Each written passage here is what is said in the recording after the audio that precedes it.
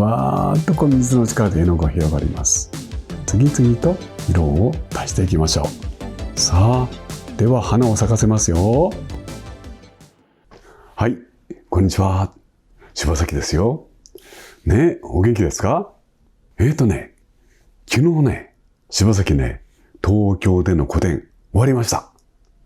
もう本当にね、7000人ね、越す人がね、来てくれたんですよ。来てくれた方はね、暑い中ありがとうね。もう柴崎も本当に嬉しかったです。感謝してます。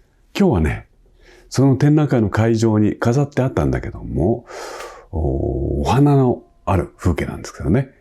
それを今から描いてお見せしますね。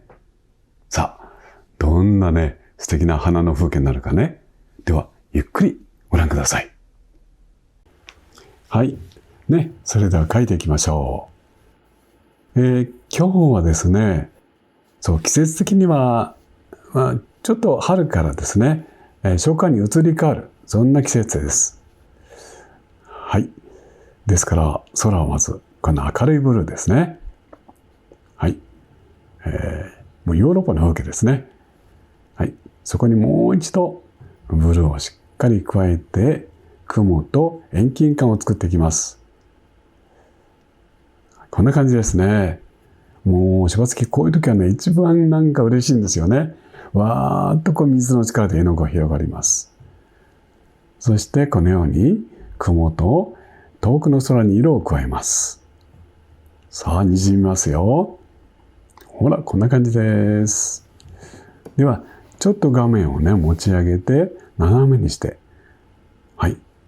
今度はね、雲にまた色を加えます。こうですね。そして同時に少しこう水を多めにして薄めた絵の具をちょっとこう加えます。そうするとね、前のブルーをこう弾いてね、明るい雲が出来上がるんですね。これはいわゆるテクニックで言うと、バックランというやり方です。さあ、どうでしょうか。ね、明るい初夏の雲です。そしてまた明るい光を受けた草原をここに描きますね。はい。こんな感じです。次々と色を足していきましょう。ね、暖かい光がいっぱい降り注いでます。こんな感じですね。はい、手前をちょっと暗くしてね、遠近感、奥行き感を表現します。はい、ちょっと乾かしましょう。ここにね、お花をいっぱい描きたいんですね、柴崎は。だから、草原を広く画面にね、配置してます。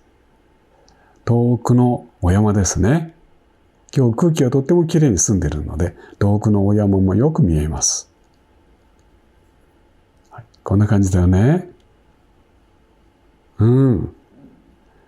こんな時に絵描いたらいいですね。はい。さあ、それでは建物にちょっと明るい暖かい色です。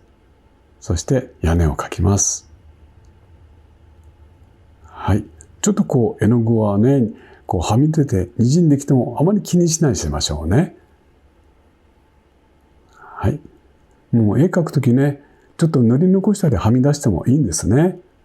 はい。さあ、ちょっとずつ屋根ができてきましたよ。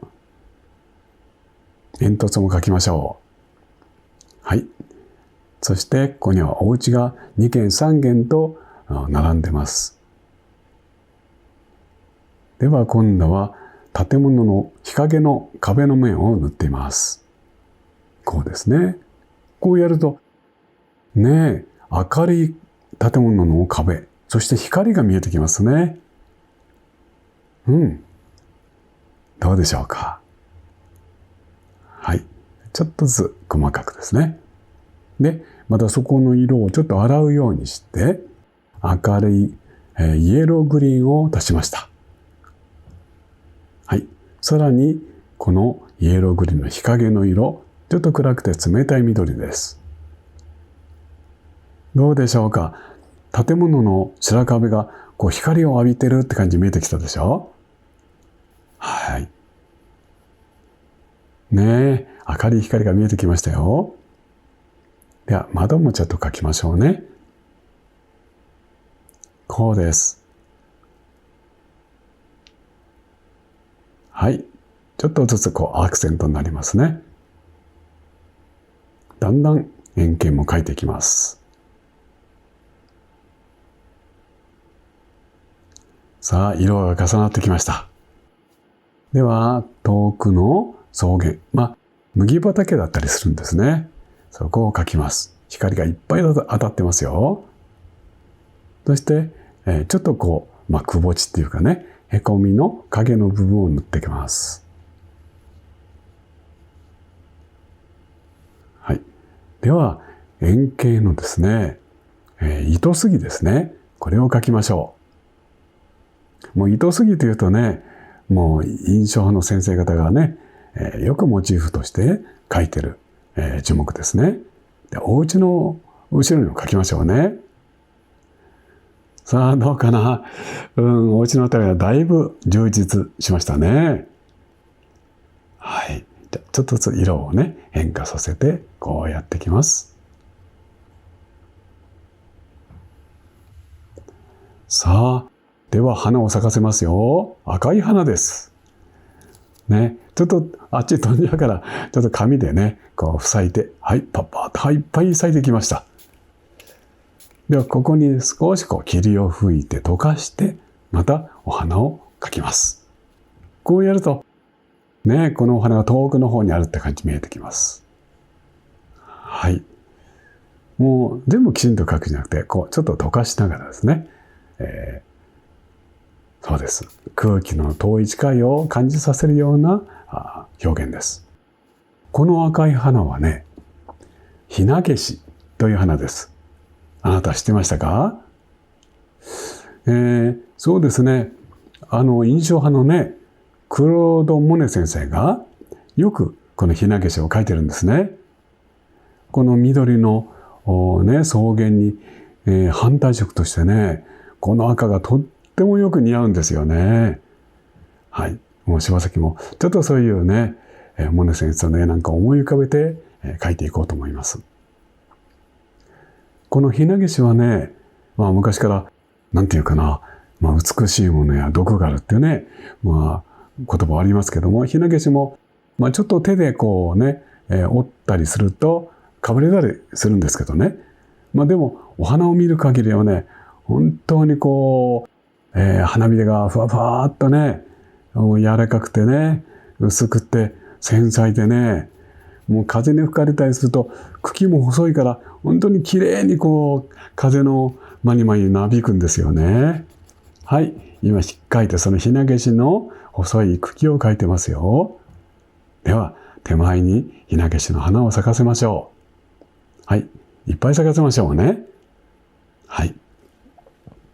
緑の草むらにこの真っ赤なひなげし、よく似合いますね。はい。さあ、気持ちのいい風がね、このひなげしの草原、吹き渡ってます。ふわふわっと揺れてるとこですよ。ねえ、あなたも一緒にここに来てくれて楽しんでくれたら嬉しいです。はい。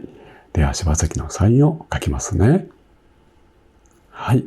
ひなげしの咲く丘です。見てくれてどうもありがとう。よいしょっと。はい。これで出来上がりです。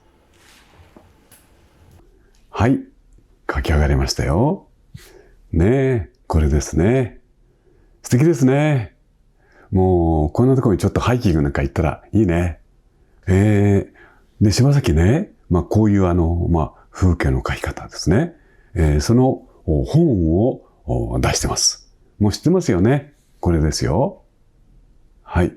あとこういう風景の描き方とかね、水彩画のね、いろんな表現の仕方をオンラインの講座でやってます。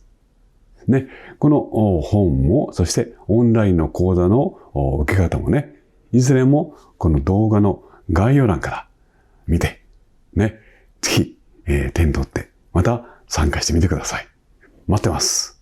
ちょっとね、正直ね、ホテルの中で、ちょっと冷房に効いちゃって、喉風邪ひいちゃったんだけどね。あなたも毎日暑いからね、体に気をつけて過ごしましょう。はい。またすぐにお会いしましょうね。はい。展覧会無事に終わりました。本当にありがとう。またすぐにお会いしましょう。はい。柴崎でしたよ。ありがとう。